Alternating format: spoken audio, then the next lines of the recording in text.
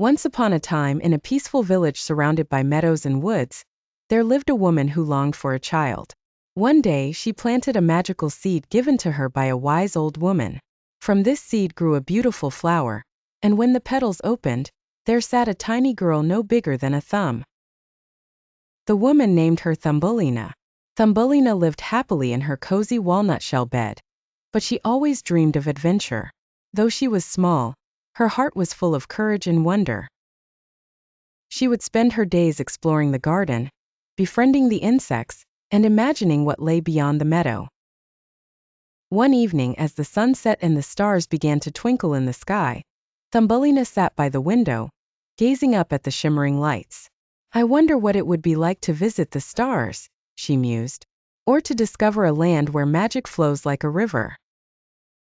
Little did she know, her wish was about to come true. As Thumbelina lay in her walnut bed that night, a gentle breeze blew through the open window, carrying with it the soft melodic sound of a distant song. The music was so enchanting that Thumbelina could not resist its call. She jumped out of bed and hurried to the window, where she saw a glowing figure fluttering just outside. It was a tiny radiant fairy with gossamer wings that shimmered in the moonlight. "Hello, Thumbelina," the fairy said in a voice like tinkling bells. "I am Lira, a messenger from Fairyland. We have been watching you, and we know you long for adventure. Would you like to join me on a journey to a place where magic is real and dreams come true?" Thumbelina's eyes widened in amazement. "Fairyland? Really? Oh yes. I'd love to go." Lira smiled and extended her hand. "Then come with me. The path to Fairyland is filled with wonders and surprises, but it is also a journey that requires courage and kindness." Thumbelina didn't hesitate. She climbed onto Lyra's hand, and with a flutter of her wings, the fairy lifted them both into the night sky. Lira and Thumbelina flew over fields and rivers, under the light of the crescent moon, until they reached the edge of an enchanted forest.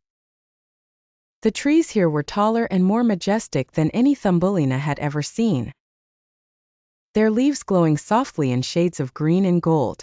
The air was filled with the scent of jasmine and the sound of whispered songs carried on the breeze.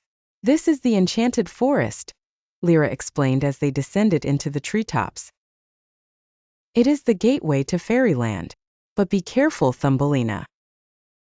The forest is full of creatures both kind and mischievous.